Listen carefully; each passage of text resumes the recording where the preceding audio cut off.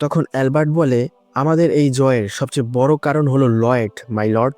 আমার পরামর্শ, বাবা, আপনি ভাবুন, আমাদের এই কিংডমের পরবর্তী কিং লয়েড হবে।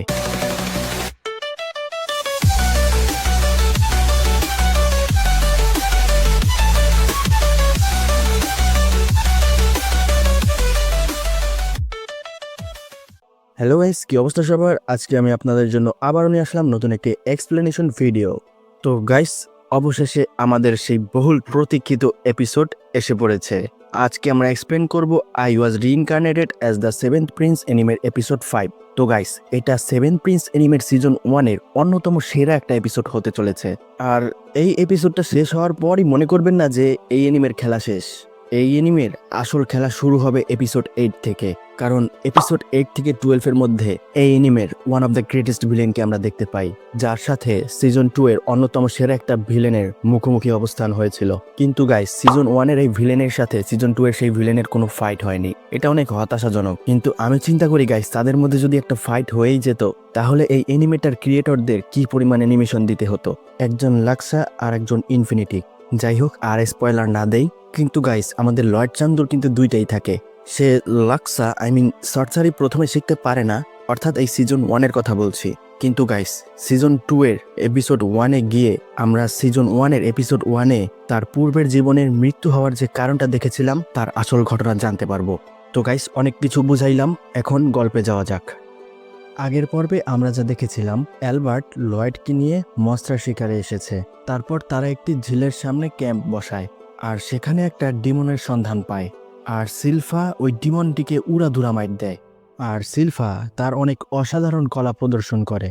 আমরা এপিসোড 5-এর শুরুতেই দেখতে পাই সিলফা ডিমন ফুজুজুকে হারিয়ে দিয়েছে, আর ফুজুজু মাটিতে পড়ে আছে। আর ওই লয়েড শালায় তো এখনো পলায় পলায় ম্যাজিক শেখার প্র্যাকটিস করছে। আর আমরা ওই স্থানে একটা পার্পল স্মোক দেখতে পাই, যেই ধোঁয়াটা হয়তো ফুজুজু ছড়িয়েছে।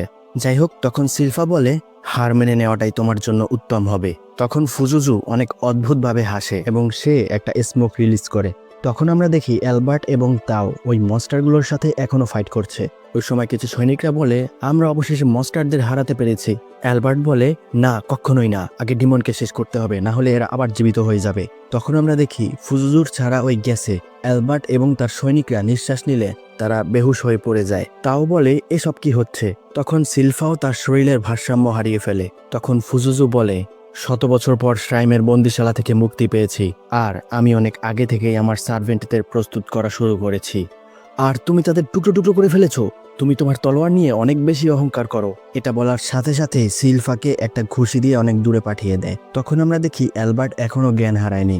অ্যালবার্ট বলে, আমি দাঁড়াতে পারছি না সিলফা, আর আমি জ্ঞান হারিয়ে ফেলছি। তখন ফুজুজু সিলফার কাছে গিয়ে বলে, যেই এর ঘ্রাণ নিবে আমার ফাঁদে পা দিবে। তখন সিলফা বলে, এখন বুঝতে পারছি দুর্গন্ধের আসল কারণ। ফুজুজু বলে, কি বললে?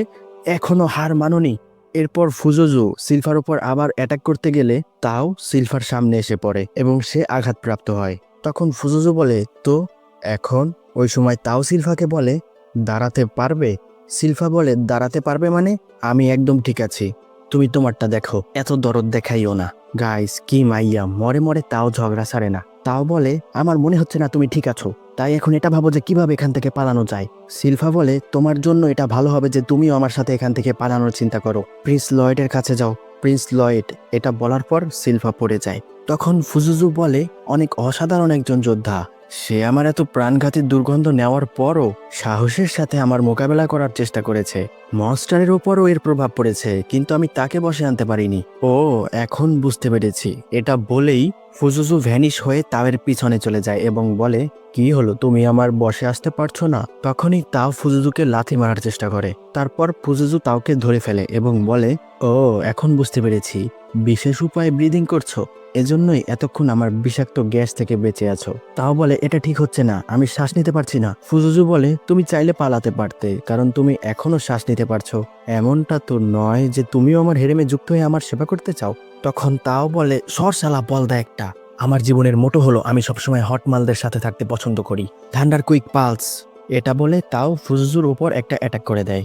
এরপর তাও বলে, ওভার কনফিডেন্ট হয়ে একটু বেশি বড় অ্যাটাক করে দিয়েছি। ওর অ্যাটাক করার আগে যেভাবেই হোক আমার ব্রিদিংকে নর্মাল করতে হবে। এটা বলতে না বলতেই আমরা দেখি একটা মনস্টার তাওয়ের পেছন থেকে আক্রমণ করে দেয়। আমরা দেখি ওই মনস্টারটি তাওকে গিলে নেওয়ার চেষ্টা করে, কিন্তু তাও ওই মনস্টারটিকে কোনো মতে আটকে রেখেছে।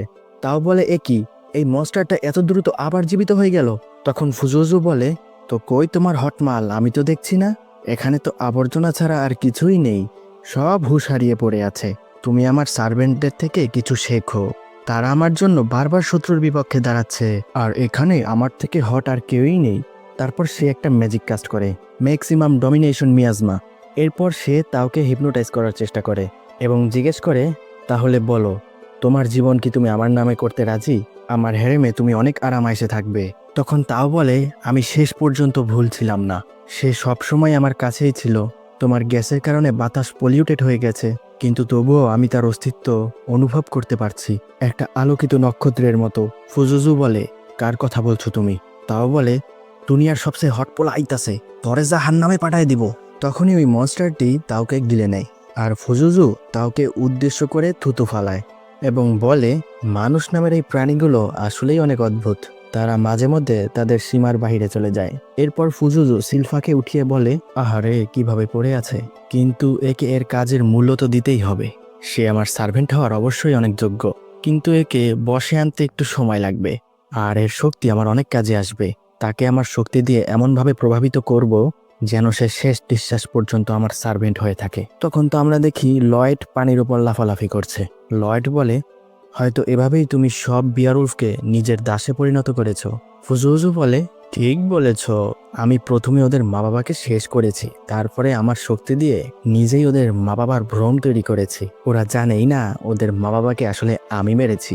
সবগুলো আমার দাস, তাই আমার কোনো আদেশই অমান্য করবে না।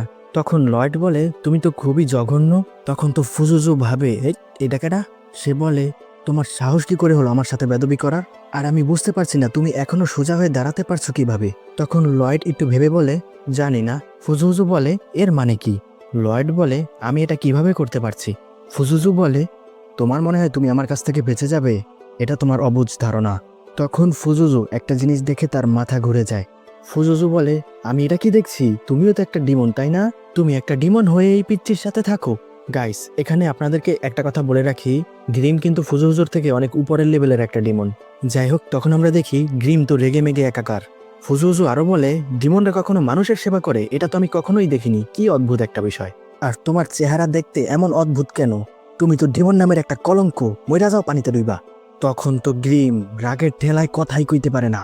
গ্রিম বলে, শোনো আমার ভাই, আমি তোমাকে একটা কথা বলি। না, বলবো না, বাদ দাও। ফুজুজু বলে, কি বলতে চাও? গ্রিম বলে, আমি একজন ডিমন হিসেবে ভাবলাম তোমাকে একটা পরামর্শ দিয়েই দেই, কিন্তু পরে ভাবলাম তুমি মরে গেলেই ভালো হবে। ফুজুজু বলে, তোরে লাথি লাথি মারা উচিত। সার্ভেন্টসরা অগরে পুত কইরা দাও। তারপর ওই মনস্টারগুলো লয়েডের উপর আক্রমণ করে দেয়। লয়েড বলে, এটা একদম পারফেক্ট, এখন আমি করব ম্যাজিক্যাল পাওয়ারের ট্রান্সমিউটেশন। গ্রিম বলে, এখানে তো অনেকগুলো মনস্টার আছে মাস্টার, এদেরকে সামলানোর জন্য অনেক বেশি এনার্জির প্রয়োজন পড়বে। তখন লয়েড তার হাতে ম্যাজিক নিয়ে বলে, আশা করি এতটুকু এনার্জি তারা সহ্য করতে পারবে। আমার জন্য সবসময় পাওয়ারকে কমিয়ে এনে অ্যাডজাস্ট করা অনেক কঠিন একটা কাজ ছিল। তখন লয়েড তার ম্যাজিককে বলে, শান্তি এবং ভালোবাসায় বদলে যাও, একটা ফুলের বাগান হয়ে যাও। তখন আমরা দেখি ওই সম্পূর্ণ ঝিলের ওপরই অনেক বড় একটা ফুলের বাগান তৈরি হয়ে যায়, আর ওই সকল মনস্টাররা তাদের আগের রূপে ফিরে আসে, আর তারা তখন অনেক প্রশান্তি ফিল করে। তখন তারা সবাই লয়েডের ভেতরে নিজের মা বাবাকে দেখতে পায়। ফুজুজু বলে, অসম্ভব, এটা হতে পারে না। লয়েড বলে, বাহ, আমি এদের সবার উপর থেকে ডিমনটার সম্পূর্ণ ম্যাজিক্যাল প্রভাব সরিয়ে দিয়েছি, আমরা সফল হয়েছি। তখন গ্রিম এসে পাম্পটি দেয়। গ্রিম বলে, এরা তো সবাই দেখি আপনার ম্যাজিকের আশিক হয়ে গেছে মাস্টার, আপনি একটু বেশি বেশি ভালোবাসা ছড়াচ্ছেন। তো তুমিও ঠিক আছো গ্রিম? তখন সে একটা মনস্টারের সামনে গিয়ে বলে, এক সেকেন্ড দাঁড়াও, ওইটা তো তুমিই ছিলে, তাই না? চলো চলো, এখনই ওকে পেট থেকে বের করো, এক করে ফেলে দিবে। তখন যে মনস্টারটি তাওকে খেয়ে ফেলেছিল সে ওয়ার্মেট করে তাওকে ফেলে দেয়। তখন লয়েড বলে, আশা করি তাও ঠিক আছে। তখন ফুজুজু বলে, ওই ছেলেটা ওর ম্যাজিক দিয়ে আমার মায়াজালকে ফুলের বাগান করে ফেলেছে, আসলেই এই ছেলেটা অনেক অসাধারণ একজন ম্যাজিশিয়ান। তারপর সে আবার ওই মনস্টারগুলোর দিকে গ্যাস ছুঁড়ে মারে এবং বলে, ভ্রম থেকে দ্রুত বের হয়ে আসো। গ্রিম বলে, ওরা তো ভ্রম থেকে আগেই বের হয়ে গেছে, এদের আসল পরিচয় তারা জেনে গেছে, এটাও যে তাদের বাবা মার খুনি তুমি। তখন আমরা ওই মনস্টারগুলোর অনেক হিংস্র একটা রূপ দেখতে পাই এবং তারা ফুজুজুর উপর ঝাঁপিয়ে পড়ে আর ফুজুজুকে অনেক ভয়ঙ্করভাবে আক্রমণ করে। তখন লয়েড বলে, ও বিয়ারুলফ দলবদ্ধ হয়ে এভাবেই অ্যাটাক করে, কিন্তু তারা যখন মায়াজালের মধ্যে ছিল তখন তো এভাবে অ্যাটাক করেনি।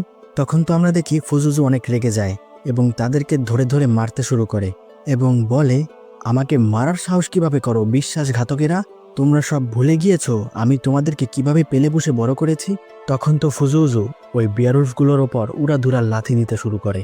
সে আরো বলে, তোমরা আমার সব কৃতজ্ঞতা ভুলে গিয়েছো। তোমরা ভুলে গিয়েছো যে তোমরা আমার সার্ভেন্ট। এই দিন দেখার জন্য আমি তোমার মা বাবাকে মেরেছিলাম, যে তোমরা সবকিছু ভুলে তোমাদের মালিককেই মারো। এখন তোমরা দেখবে আমার পথে যে বাধা সৃষ্টি করে তার আমি কি অবস্থা করি। তখন তো লয়েড আর গ্রিম তাদের দিকে করুণার দৃষ্টিতে তাকিয়েছিল। তখন ফুজুজু আরো বলে, যত শক্তি মন চায় ব্যবহার করতে পারো, কোনোটাই আমার উপর কাজ করবে না। আমি হলাম ডিমন, বুঝেছো? ডিমন, কিচ্ছু হবে না আমার। গাইস, ফুজুজুর এই কথাটাই ওর জীবনের সবচেয়ে বড় কাল হয়ে দাঁড়াবে। তখন লয়েড গ্রিমকে জিজ্ঞেস করে, তুমি তো আমাকে আগেই এই কথাটা বলেছিলে না গ্রিম, ম্যাজিকের মাধ্যমে ডিমনদেরকে শেষ করা যায় না? গ্রিম বলে, হ্যাঁ, এমনটা তো আগে কখনোই হয়নি। লয়েড বলে, আসলেই? তখন ফুজুজু বলে, সব আশা ছেড়ে দাও, মায়াজাল আমার ম্যাজিকের সামনে কিছুই না। তারপর আমরা দেখি ফুজুজুর ম্যাজিকের কারণে লয়েড যে বাগানটা তৈরি করেছিল সেটা সম্পূর্ণ নষ্ট হয়ে যায়। তখন তো লয়েড ভাবে, অসাধারণ, কিন্তু তারা মরবে না কেন? এমনটা তো নয়, তাদের একেবারে শেষ করে দেওয়া আসলেই অনেক কঠিন কাজ। যদি এমনটা হয় তাহলে তাদেরকে কিভাবে মারা সম্ভব? তখন লয়েড অনেক অদ্ভুত একটা হাসি দেয় এবং তার শরীরের যে সকল মানা রয়েছিল এবং যে মানার প্রেশার রয়েছিল সম্পূর্ণ মানাই সে রিলিজ করে দেয়। তখন তো ফুজুহুজু হুশ থাকা অবস্থায় জ্ঞান হারিয়ে ফেলে, মানে তার এমন একটা অবস্থা হয়ে যায় তার জ্ঞান না থাকলেও জ্ঞান আছে। তখন গ্রিম বলে, এখন বুঝতে পারছো ফুজুজু, ওই ছেলেটার উপর তোমার শক্তি কেন কাজ করছিল না? এরপর লয়েডের একটা ব্যাক স্টোরি দেখানো হয়। লয়েড বলছে, আমি আমার ম্যাজিক্যাল পাওয়ার কি জন্য লুকিয়ে রাখি? যেন আমি কারো নজরে না আসি। আর এত বড় এনার্জিকে কন্ট্রোল করা মোটেও সহজ কাজ নয়। তখন গ্রিম আরো বলে, কারণ যাই হয়ে যাক না কেন তোমার শক্তি তার সামনে অনেক কম পড়তো না, তোমার মিয়াজমা না কোনো শক্তি, কেউই তার কিছুই করতে পারবে না। তখন লয়েড বলে, আসলে এমন অনেক ম্যাজিক আছে যা আমি আজ পর্যন্ত কাস্ট করিনি। ভালোই তো, কিন্তু এখন করব, আজ সুযোগ পেয়েছি, এবার পাবো ফুল স্যাটিসফ্যাকশন। গ্রিম বলে, এর সামনে টিকে থাকা অসম্ভব। তখন তো ফুজুহুজুর ভয়ের ঠেলায় হিচকি উঠে যায়। ফুজুহুজু বলে, এর কাছে এত পাওয়ারফুল ম্যাজিক্যাল এনার্জি কোথা থেকে আসলো? আমরা দেখি লয়েড যখন তার ম্যাজিক করতে গিয়ে নড়াচড়া করে তখন তার বিশাল অরাও তার সাথে নড়াচড়া করছে। তো তখন লয়েড একটা ম্যাজিক কাস্ট করে ফুজুহুজুর চারপাশে একটা ব্যারিয়ার তৈরি করার চেষ্টা করে, কিন্তু ফুজুহুজু কোনো মতে ওই ব্যারিয়ার তৈরি হওয়ার আগেই বের হয়ে আসে এবং বলে, সে আমার চারপাশে ব্যারিয়ার কেন তৈরি করছে, আর এটা অলৌকিক ঘটনা থেকে কম কিছু নয়। তখন আমরা দেখি লয়েড তার ম্যাজিক্যাল পাওয়ারের কাস্টিংকে আরো পাওয়ারফুল করার চেষ্টা করছে। ওই সময় ফুজুহুজু ওই স্থান থেকে পালিয়ে যাওয়ার চেষ্টা করে এবং বলে, সে এটাকে লড়াই হিসেবে দেখছেই না, আসলে সে আমাকে খাঁচায় বন্দি করতে চায়। তখন গ্রিম বলে, আমি হলেও পালানোর চেষ্টা করতাম। তখন তো আমরা দেখি লয়েড পাগলের মতো হাসছে এবং ফুজুহুজু যেখানে যেখানে যাচ্ছে সেখানে সেখানেই ব্যারিয়ার তৈরি করে দিচ্ছে। আর তখন ফুজুহুজু আর্তনাদ করতে করতে পালানোর চেষ্টা করছে। ফুজুহুজু বলে, এতে কোনো সন্দেহ নেই, এই ব্যারিয়ারগুলো আমাকে বন্দি করার জন্যই তৈরি করা হচ্ছে, যদি একবার বন্দি হয়ে যাই মনে হয় না বাঁচতে পারবো। তখন তো লয়েড তার উপর একাধারে ব্যারিয়ার ছুঁড়ে মেরেই যাচ্ছে আর ফুজুহুজু বলছে, থামো থামো থামো থামো থামো। তারপর সে অনেক হাঁপিয়ে যায় এবং একটা স্থানে গিয়ে লুকায়, সেখানেও ব্যারিয়ার ছুঁড়ে মারে। তখন গ্রিম বলে, মাস্টার শুনুন, আপনি একসাথে কতগুলো ম্যাজিক করতে পারেন? লয়েড বলে, স্ট্যান্ড বাইয়ে যেগুলো আছে তা মিলিয়ে 20টি, আর তুমি সাহায্য করলে আরো বেশি করতে পারবো। তখন গ্রিম লয়েডের হাতের মধ্যে ঢুকে যায়। তাহলে চলো শুরু করি। গ্রিম বলে, অবশ্যই।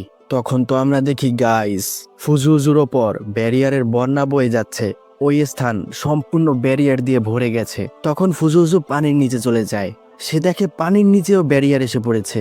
তখন সে তো পানির নিচে ব্যারিয়ার থেকে বাঁচার চেষ্টা করছে। গাইস, আমার তো এমন মনে হচ্ছে চিতাবাঘে হরিণ লড়াইতাছে। তখন তো পানির নিচেও ব্যারিয়ার দিয়ে সম্পূর্ণ ভরে যায়। ফুজুহুজু পালাতে পালাতে বলে, এটা কি হচ্ছে? সে এত দ্রুত কাস্টিং কিভাবে করতে পারছে? তখন সে পানি থেকে উপরে উঠে আসে আর ঠাস করে তার সামনে থাকা একটা ব্যারিয়ারের মধ্যে ভুলে ঢুকে পড়ে এবং বলে, এটা কি হইল? তখন লয়েড বলে, the special class spell dimensional enclosure, এটা তার ব্যারিয়ারের কাস্টিং ছিল। তখন তো ফুজুহুজু বলে, এটা কি? আমি কোথায় আছি? তখন তো লয়েড বলে, এখন কই যাবা চান্দু? তখন ফুজুজু ব্যারিয়ারের মধ্যে লাফালাফি করতে করতে বলে, সর এখান থেকে পিচ্ছি একটা, তুমি আমাকে কি বা করবে? আমাকে তোমার ল্যাবরেটরিতে নিয়ে যাবে নাকি? ছোট্ট ছেলে, আমাকে এখান থেকে ছেড়ে দে।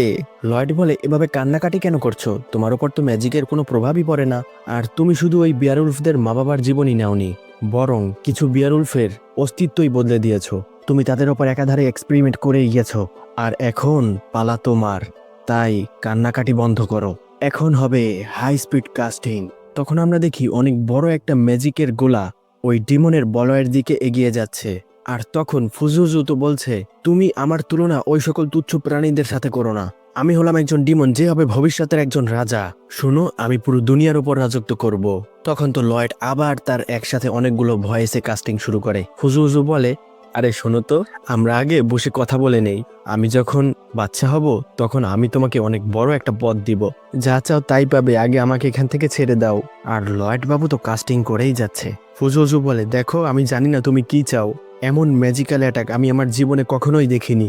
তখন লয়েড কাস্টিংয়ে বলে, ইনফার্নো ইমোরসায়া টেম্পেস্টা ভেন্টিসায়া সেসমো টেরাসায়া, পানি আগুন বাতাস মাটি, এ সকল তত্ত্ব মিলে ম্যাজিক্যাল রোটেশন হবে 100টা। প্রত্যেকটা কাস্টিং এর স্পিড হবে 3 গুণ বেশি। তখন তো আমরা দেখি ফুজুজুর চারপাশে অনেকগুলো এইম আসতে শুরু করে। ফুজুজু বলে, থামো থামো, এত দ্রুত কোনো সিদ্ধান্ত নিও না। আরে থামো, আমার কথা একটু ভাবো তো, ভাবো ভাবো। তখন তো আমরা দেখি ম্যাজিক্যাল অ্যাটাক শুরু হয়ে যায়। তখন লয়েড বলে, আমার মনে হয় 1 মিনিটে 240টা কাস্টিং হয়েছে। বাহ, কি অপূর্ব কি অপূর্ব, এখনো হাজার হাজার কাস্টিং বাকি। 30 মিনিট পর্যন্ত চালাবো। তখন আমরা দেখি ওই ঝিলের উপর তো ডিজে পার্টি হচ্ছে, আর জঙ্গলের অনেক দূর থেকে ওই ডিজে পার্টি দেখা যাচ্ছে।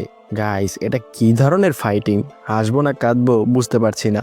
এরপর সিন চেঞ্জ হয়। আমরা দেখি লয়েড হতাশ হয়ে গেছে। লয়েড বলে, আরে শোনো, তুমি কি জীবিত আছো, নাকি এর মধ্যেই শেষ হয়ে গেলে? যা, এ তো দেখি 5 মিনিটও টিকতে পারলো না। আবার বলছিল এ নাকি দুনিয়া শাসন করবে। আর আমরা তো দেখি গাইস, ফুজুজু ম্যাজিক্যাল অ্যাটাকের ঠেলায় পিডা হয়ে গেছে। তো তখন গ্রিম বলে, টেকনিক্যালি ম্যাজিকের কোনো প্রভাবই আমাদের উপর পড়ে না। আমরা শুধু অতটুকুই যন্ত্রণা অনুভব করতে পারি যতটুকু মানুষেরা বেশি আলো অথবা শব্দের মাধ্যমে অনুভব করে। কিন্তু আপনি ওকে যে অ্যাটাক করেছেন আর ওর যে স্ট্রেস হয়েছে তার কথা বললে লয়েড বলে, আমার মনে হয় ঠিক এমনটাই হয়। এখানে লয়েড গ্রিমের কথার উত্তর দিল। তখন তো ফুজুজু বলে, আমি একটা পুরো শতাব্দী পার করে দিয়েছি, এত কষ্ট সহ্য করেছি, মনস্টারের সম্পূর্ণ একটা আর্মি তৈরি করেছি। আমি এই সম্পূর্ণ দুনিয়াটা শাসন করতাম। সবকিছু এভাবে এলোমেলো হয়ে গেল কিভাবে? সব শেষ হয়ে গেল। তখন তো লয়েড বলে, হুম হুম। ফুজুজু বলে, করো না। ওই সময় আমরা দেখি অ্যালবার্ট এবং তার সৈনিকরা বাকি সবাই জেগে যায়। অ্যালবার্ট বলছে, আমরা সবাই কি বেঁচে আছি? তখন তো লয়েড বলে, আরে না, সবাই তো জেগে গেল, দ্রুত একটা অজুহাত দেখাতে হবে।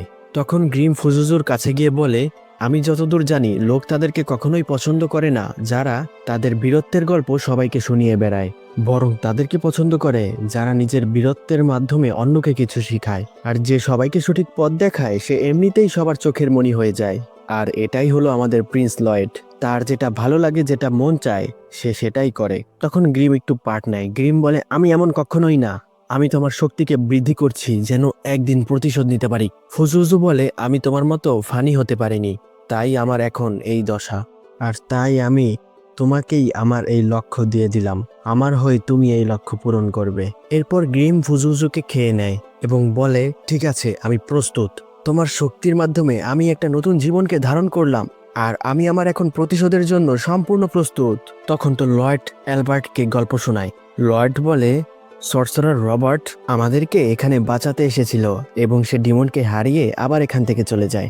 আর এটা শুনে সব সৈনিকরা খুশি হয়ে যায়। আর তাও এটা শুনে তখন লাফালাফি শুরু করে। তাও বলে, কই, কোথায় কোথায় আমার রবার্ট? তখন গ্রিম বলে, কিন্তু এখন তো মনে হয় না আমি তাকে হারাতে পারবো।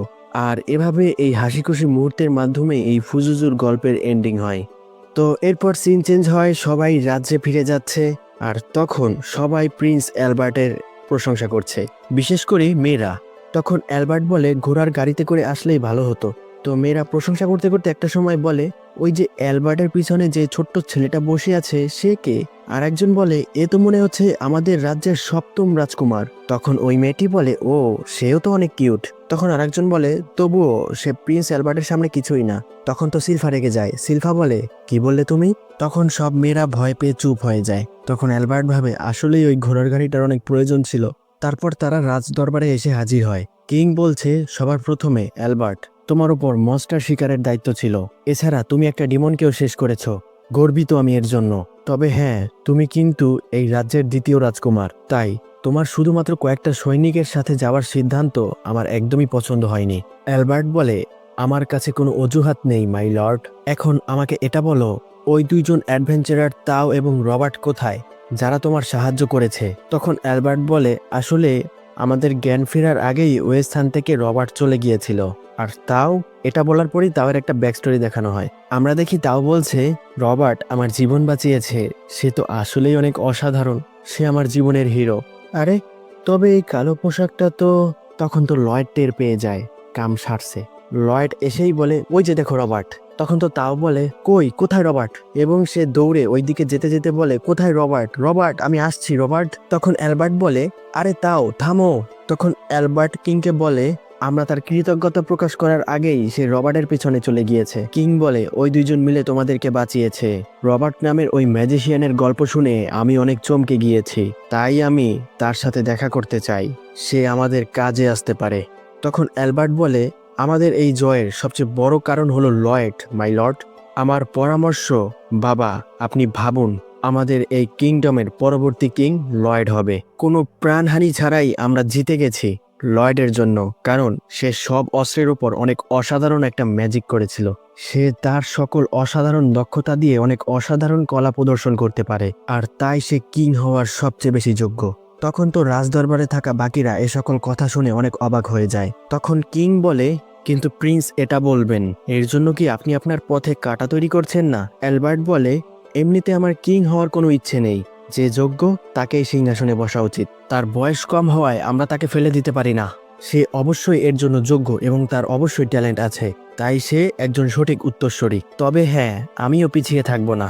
তখন কিং বলে লয়েড শুনুন, আপনি কি সিংহাসনের উত্তরসূরি হওয়ায় দাবি করছেন? আপনি কি আপনার ভাইদের সাথে সিংহাসনের জন্য দাবি রাখবেন? লয়েড বলে নো সম্রাট, আমার কিছুই চাই না। এরপর সিন চেঞ্জ হয়। আমরা দেখি লয়েড হাতে একটি ডাল নিয়ে দৌড়াদৌড়ি করছে। তখনই তার পিছন থেকে একটা বিয়ারউলফ এসে জড়িয়ে ধরে। তখন লয়েড বলে আমি ভাবিনি একটা বিয়ারউলফ পিছু নিতে নিতে এই স্থানে এসে পড়বে, কিন্তু বাকিরা সবাই তো ওই বনেই থেকে গেল। তখন লয়েড ওই বিয়ারউলফটিকে ধরে বলে আরে বাহ, তুমি তো আরো বেশি ফ্লাফি আর কিউট হয়ে গেলে। তখন গ্রিম হিংসা করে। গ্রিম বলে আমার সাথে তো এরকম কখনোই করনি। তখন গ্রিম লয়েডের কাছে গিয়ে বলে আপনি আমাকেও আপনার ম্যাজিক্যাল পাওয়ারের মাধ্যমে এরকম ফ্লাফি আর কিউট করে দিলে কেমন হয় মাস্টার? গাইস, এখানে ফ্লাফি মানে কিন্তু তুলতুলে। তখন লয়েড বলে আরে না, তুমিও অনেক তুলতুলে আছো গ্রিম। গ্রিম বলে আসলে হয়েছে কি, বাকি সব বিয়ারউলফরাও আপনার ম্যাজিক্যাল পাওয়ারের প্রভাবে এসে শান্ত হয়ে গেছে। তখন সিলভা এসে বলে আরে বাহ প্রিন্স লয়েড, এ তো আপনাকে অনেক পছন্দ করছে। তখন তো সে গ্রিমকে নিয়ে বিপদে পড়ে যায়, তাই সে গ্রিমকে বল বানিয়ে বিয়ারউলফের কুশের মধ্যে ঢুকিয়ে দেয়। তখন লয়েড বলে এর নামও রেখেছি শিরো। তো গাইস, আমরা এখন থেকে এই বিয়ারউলফটিকে শিরো বলে ডাকবো। সিলভা বলে বাহ প্রিন্স লয়েড, এই নামটা তো অনেক সুন্দর। লয়েড বলে আমি একে অনেক কিছু শিখাতে চাই, কিন্তু কিভাবে শিখাবো? সিলভা বলে মনস্টারকে আয়ত্তে আনার জন্য অনেকেই কমপ্লেক্স কমান্ড ইউজ করে। তখন গ্রিম এসে বলে বিশ্বাস করতে পারি না, কিং হওয়ার সুযোগ এভাবে ছেড়ে দিয়েছে যেন এটা তার কাছে কিছুই না। তখন সিলভা আরো বলে আমি শুনেছি এভাবেই মনস্টারকে কন্ট্রোল করা সম্ভব। তাই নাকি? তো এটা তো দেখতে হয়। গ্রিম বলে এ ম্যাজিক ছাড়া আর কিছু ভাবতেই পারে না, সে ম্যাজিকের জন্য একেবারে নেশায় মগ্ন মানুষের মতো। তখন সিলভা বলে এটা আপনি করতে পারবেন প্রিন্স লয়েড। প্রিন্স অ্যালবার্ট বলেছেন আপনার জন্য মনস্টারকে বশ করা কোনো ব্যাপারই না। এরপর কিংকে দেখানো হয়। কিং বলে লয়েড রাজা হওয়ার জন্য একটু বেশি সহজ সরল নয় তো? অ্যালবার্ট বলে না মাই লর্ড, ওনার ট্যালেন্টের কাছে কিং এর উপাধিও অনেক ছোট হয়ে যায়। কিং বলে ভবিষ্যতে আমি তার পারদর্শিতা অবশ্যই দেখতে চাইব। আর এখান থেকে এই এপিসোডের সমাপ্তি হয়। তো গাইস, কেমন ছিল আজকের এপিসোড? সবাই কমেন্ট করে অবশ্যই জানাবেন, আর ভিডিওতে অবশ্যই লাইক করবেন। আর যারা যারা এখনো চ্যানেলটি সাবস্ক্রাইব করেননি তারা এখনই সাবস্ক্রাইব করুন। খুব দ্রুতই আমাদের এই টপিক এক্সএম পরিবারে 1K কমপ্লিট হতে চলেছে। আশা করি আপনারা সবসময় পাশেই থাকবেন, আর আমি সবসময় এইরকম আপনাদের জন্য অসাধারণ কন্টেন্ট তৈরি করতে থাকবো। আর হ্যাঁ, আরেকটা কথা, আমি তো ছোটখাটো একটা কিউএনএ আনতে চাচ্ছিলাম আপনাদের জন্য। যদি আপনাদের কোনো প্রশ্ন থাকে তাহলে অবশ্যই কমেন্টের মাধ্যমে জানাতে পারেন। 1K কমপ্লিট হওয়ার পর আমি সেগুলোর উত্তর দিব। আর সবাই বেশি বেশি কমেন্ট করবেন। আজ এ পর্যন্তই। ভালো থাকবেন, সুস্থ থাকবেন। দেখা হবে পরবর্তী ভিডিওতে।